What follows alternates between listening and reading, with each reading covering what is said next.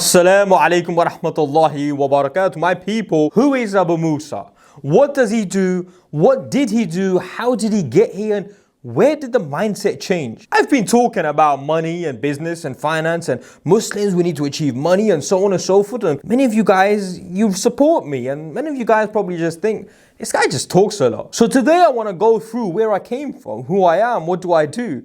All that stuff, I want to go through my story. So inshallah, you guys know exactly who I am and understand. I'm probably not that different to anyone else watching this video. I was born into a family who I would say, we weren't wealthy, but we weren't poor. We were just you know. My dad used to drive taxis and my mum would do a job which we would get by. Alhamdulillah, we would get by and we would do our thing. And the sort of family that would say, Puttar, go to university, get a good education, school is everything, listen to the teachers. Listen, by the way, the teachers are very important, you should listen to them, but listen to the teachers. I don't even know why I'm speaking in that accent because my mum wouldn't say that. She would say, Padhya kar, likhya kar, kuch te sikh. The point though being is I was born into a middle class family and my mindset, my goals, they were always around making my parents happy, making my family happy. What did my family think? If I got their acceptance, then that was enough acceptance from me. Like that was the goal. And subhanAllah, really think about this. Who is setting the goals for you guys? If you're looking for the acceptance of your parents or your family or your friends, really and truly, are the goals that they're setting for you high enough? Or could you actually achieve much higher? But moving on, what sort of education did they have? Well,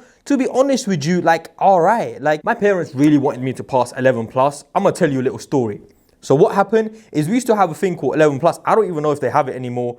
But my parents really wanted me to pass. They even got a tutor to teach me 11 plus and all sorts. And may Allah bless them, man. They really wanted me to pass, but I was a naughty kid. And so I really need to apologize to my parents for that. But the education I got was all right. I was just an all right student. You know, I was a BC student. But somewhere down the line, my mindset did change. And I want to speak to you guys about that. But inshallah, that comes near the end. I want to tell you where I was and what I got into. Everyone believed that uni was success. So I went to uni, but I was there for the chill, yo. I wanted to make friends. I wanted to talk to everyone. I was that guy in first year who just wanted to speak to everyone and anyone. And if anyone knows me from uni, you know, I was just that guy that wanted to speak and make friends with everyone. For the benefit of you guys, I'll tell you that second year of uni is when I started to pray Salah. That is the time where I became closer to my religion. That is the time where I realized whatever happens, whatever negativity, whatever, anything can mess up in the world, but as long as you have your creator on your side, nothing can smash you up. At that point, I remember thinking the worst thing possible to happen to you guys is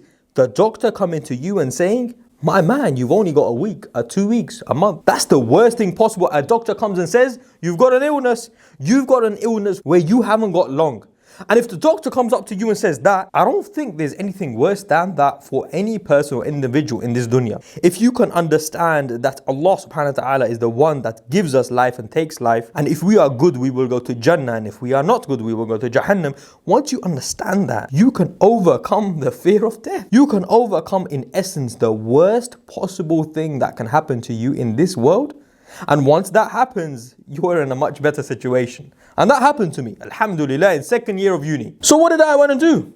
Abu Musa, I wanted to become a police officer. Yeah, that's right. I wanted to become a police officer. You man watching me, I would have been arresting you, handcuffs and all that, smashing you lot up. I realized in second year of uni, first year I wanted to become a copper. Second year, I realized something, that the best skill I have and I possess is the fact that I speak to everyone. I build rapport, I communicate. So surely, if anything, I'm going to be good at sales. And I was a confident individual. I really believed I was going to be the best salesperson ever. When I actually got into sales, I realized how deep it is and how much I needed to learn. But where did the mindset change, Abu Musa?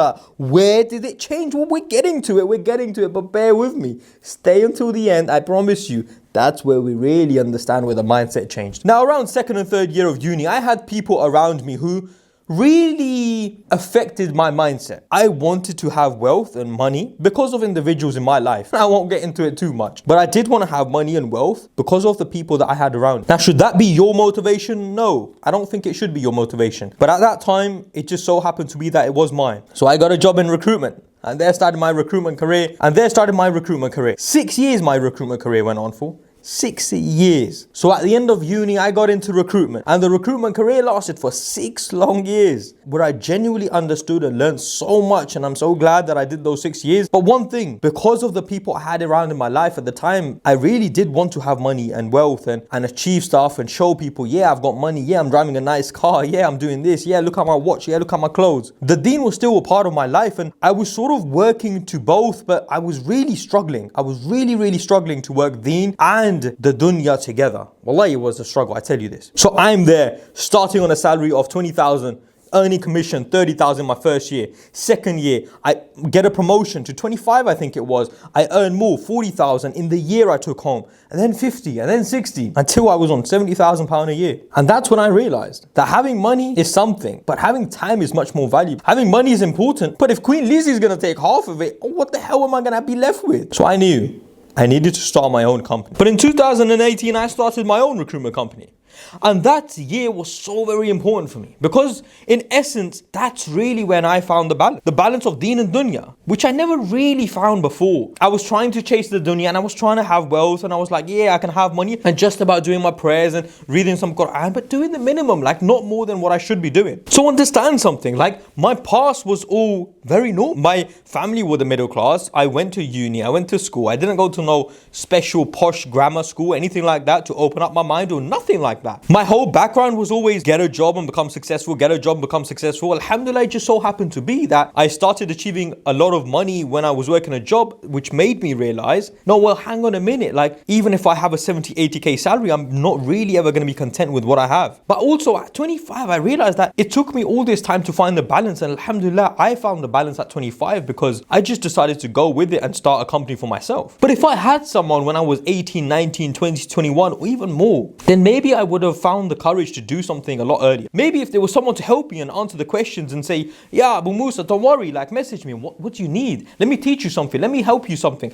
I got you. Maybe if I had that, I would have had the courage to start something a lot earlier. And that's exactly why I talk about the things I talk about on this channel. So inshallah, you guys have that support system. Even if you don't want to, even if you don't want to be a billionaire, even if you don't want to have what I wanted to have, at least you know I'm here for you. At least you know, like, you got me. I'm there for you. But at that point in my living room, I realized that the Muslims, we really don't have any role models when it comes to business and entrepreneurs, and especially someone who is on the deen. So I realized that I am very far from becoming a role model when it comes to the deen. In fact, even the business side.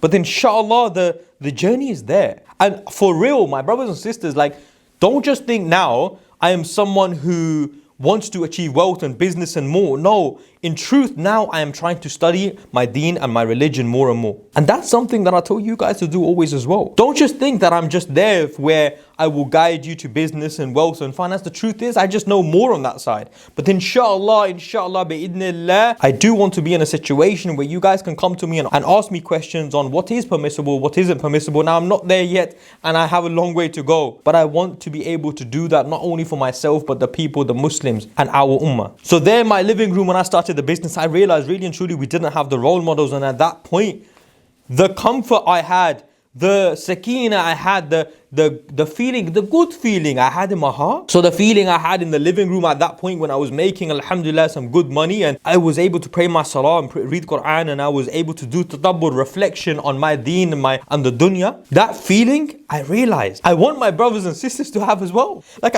I don't want to be selfish with this. I know I have found something. I know this is a balance. I know now that having a job for the rest of your life is more of a rat race. It's more of a trap than anything, especially for the Muslim. And so I realized, like, I want my brothers and sisters to understand that there is a solution, there is a way you can have both, and that's exactly where the journey started. So that's who Abu Musa is. My past was very, very, very mediocre. My present is nothing special. Wallahi, I tell you, it's nothing special. I have started a company for myself. Alhamdulillah, we do okay, but I'm not some crazy Alan Sugar type of geezer. I'm not. But I know the path.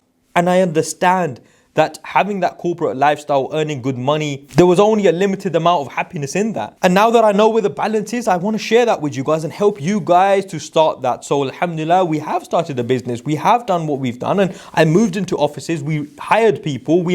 brought people in, and we now have a bigger office, and inshallah the vision carries on. And now my brothers and sisters, the vision is unlimited. Inshallah one day we can have hundreds of Muslims working under the brand of Abu Musa, Frank Corey, whatever the company name, but we can have a corporation where the Muslims pray with their chest out, inshallah. But I will always need your support on that, and I will always want, even if you do not support me, no problem, but support each other. Because if the Muslims start supporting each other, wallahi, I tell you, we will become successful. But that's all from me today. That's exactly what Abu Musa is. Jazakallahu khairan. Assalamu alaikum wa rahmatullahi wa barakatuh.